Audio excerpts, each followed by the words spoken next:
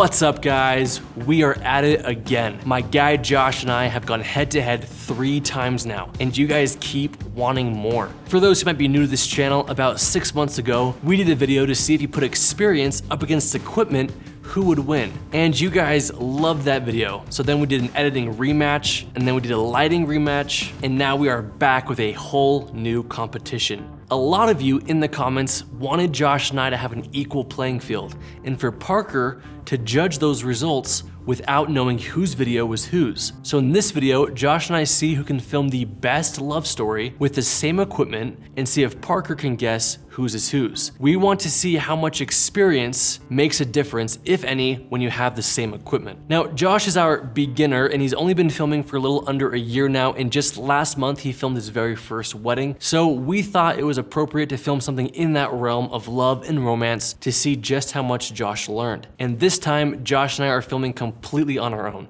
No help from anyone else. We each need to find a couple, pick a location, a time of day, and shoot and edit our 1-minute love story. We're each going to be using the Canon EOS R, but we can choose from any stabilizer and any lens in this office. So now we're gonna go out and shoot our videos, edit them together, and send them off to Parker, who will judge them without knowing which is which. Here we go.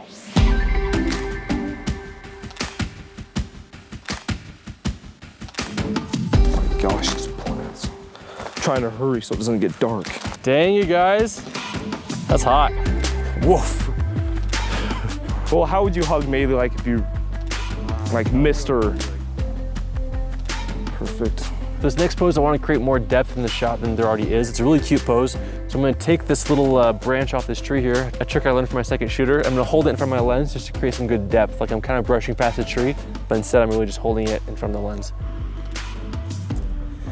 Are you kidding me? That thing bumped me. All right, I need more depth again. Trick I learned from myself.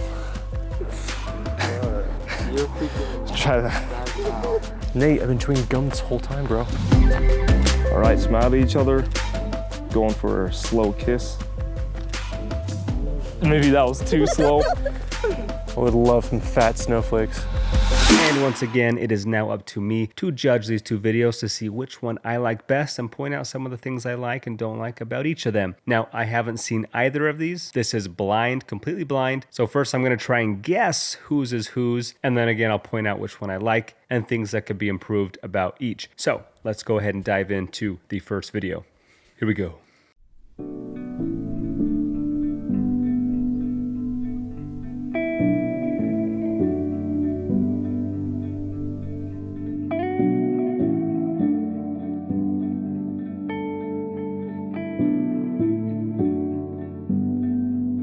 Searching for an open door.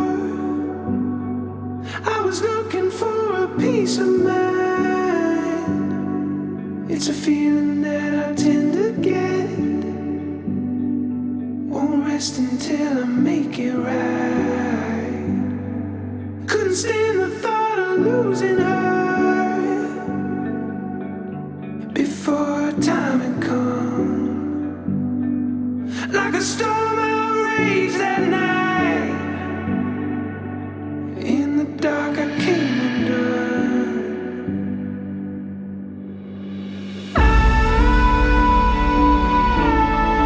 Oh, this house with my own to rent, so you can make it out. Well done. I felt the vibes. That was really awesome. First thing I noticed is the song choice. I am so big on song choice. That is so important to me. That is essential to capturing emotion and really pulling people into your production. And the song was on point. Loved it, felt the vibes. I loved the first few clips here, kind of setting the mood, setting the stage, the location, letting the audience know where we're at. And then we had a ton of beautiful shots of the couple. Shout out to the beautiful couple. They did an awesome job on camera as well. And I'll dive into more of the specifics after I watch the second one. But overall, I thought this video was awesome. Super well done. I thought the colors looked awesome. Exposure for the most part was on point. Composition was really well done. So not a ton of complaints out the gate on that one. We will get to some critiques, but we'll do it after we watch the second video. And here we go.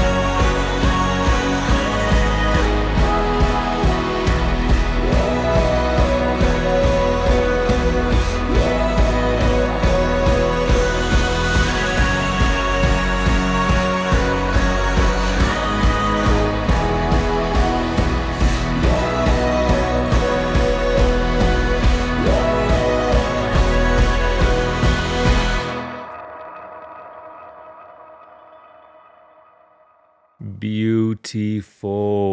Awesome job from both Jake and Josh. I can tell off the bat whose is who. I know the second one was Jake's, but after having seen both, I honestly thought Jake's was going to be like way better than Josh's, because Jake does this for a living. He's done, dozens of these, whereas Josh hasn't really done this genre very much. And I was honestly super surprised with Josh's. Josh, at a kid. That is what I'm talking about. I love seeing Josh progress, but overall, I could tell Jake's was on another level, and we'll talk about some of the reasons why. Now, one thing that Jake did really well, he went during a time that it was snowing, which adds a lot of production value. I mean, just having all this flurry, this motion, movement all around the subject, adding foreground, adding motion, these are all cinematic elements that you almost can't even predict or plan for unless you schedule out a time when you think or know it's going to be snowing. Maybe he did that, or maybe he just got lucky. Either way, having that snow element just took it to another level. Still would have been great, awesome locations without the snow, but you can see some of these shots just take it to a new level of cinematicness and production value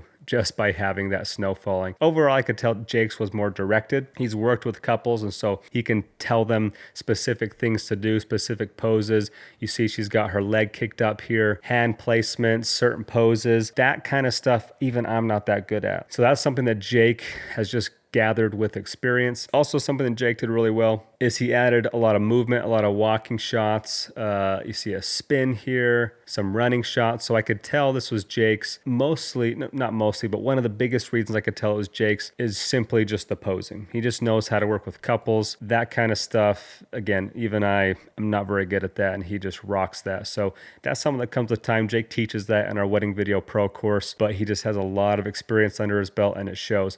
Now, I like his intro shot, but I don't like it as much as something like this or something a little bit more location oriented. The road to me, I get he's trying to show the snow, but I just didn't love the road shot to begin with. So the first shot to me should just really kind of breathtaking you. Oh, look where we're at. And I just didn't love the shot of the road. One thing Jake did better than Josh, in my opinion, introducing the character little by little, not just jumping into, all right, here they are. First, we start on the feet and we get a clue of who they are. And then our second shot is the full body of the couple. And I actually would have liked to have seen Jake even tease it a little bit more, maybe a tight shot of the rings on their hand or something, more detailed shots before we get to the faces. Whereas if you go back to Josh's here, he did a good job setting the stage, showing locations. I would say a little bit too many locations. I think we had 1, 2, 3, 4 location shots. I probably would have done 1 or 2 location shots, then started doing some detail shots. So we went straight from location establishing, and now here we are. Here's the couple. There they are. They're already walking. They're already in the location. So I would have liked to kind of ease the audience into that a little bit instead of just going from location to now they're in the location. Give us a little ease in. Show just the feet walking into the location.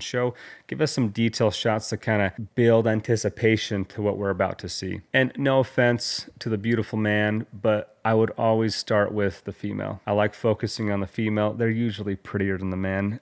Maybe that's just because I am a man, and I think women are beautiful, but I personally would focus on the woman's face first rather than the man's face here. You can tell that, some of these are staged, and I think he did a great job posing them as well. So awesome job, Josh. The biggest thing I didn't like about Josh's was the ending. It felt a little bit too abrupt to me. There wasn't like I feel like we're complete, we're finished. That feels like we're done now. I would have liked to see them walking off into the distance, or a really wide shot showing them very small and they're in nature. Maybe it tilts up in a way. So give us something at the end, camera movement wise or movement of the subject wise, to indicate to the audience that we are now ending the video. And typically I'm not a huge fan of the crossfade. So that was a giveaway for me that I was watching Josh's video, was the crossfade. Not that you can't do it, not that there isn't a place for it. Personally, I'm just not a huge fan of the crossfade. So overall, again, I was pretty blown away with Josh's. I was expecting shakier footage. I was expecting worse composition, maybe some color flaws, color balance flaws. And honestly, there wasn't a lot of that going on. I thought there was a lot of smooth shots, great composition. Josh, super impressed, my man. Overall with Jake's, I just love his compositions. I could also tell Jake's because he uses longer lenses. There's a good mix. Josh's felt a little more one-dimensional. Felt like it was mostly in the maybe 24 to 60 millimeter range. Jake goes a little bit higher. He's more in the 50 to 100 millimeter range, which typically will be a little bit more cinematic look. And so I liked Jake's lens choice a little bit better. So awesome job to both of them. Overall, I would say that Jake's was my favorite of the two, but Josh, you killed it, man. Super stoked on how far you've come, and we'll turn it back over to Jake now. And that's a wrap, you guys. Parker, thank you so much for your precious time. Guys, I personally think Josh killed this, and it may just be one of the best videos he's ever done, especially for only working with couples once before. There are so many things that I did to enhance my love story, and a lot of that I just learned from trial and error over the course of shooting hundreds of weddings and directing hundreds of couples. Also, I decided to pick a day that was snowing because I wanted that added sense of winter magic in my shots. Funny enough, when we showed up to the park, it didn't snow at all, but thanks to lens distortions, I was able to add in some snow VFX and make the video look magical. But that's it for today, guys. If you're interested in learning more about how to shoot cinematic videos and increase your skills, gain more experience in this field, and make money as a filmmaker, we put together a free 1-hour training where we break down our 10 secrets to achieving cinematic shots. Link below if you're interested. And let us know in the comments what you want to see me and Josh do next. Josh is loving these, I'm loving these, and you guys are loving these, and we want to keep it going. So what competition do you want to see next? But that's it for today, guys. Thank you so much for watching. Hit that like and subscribe button on your way out. And if you have any further questions, please let us know.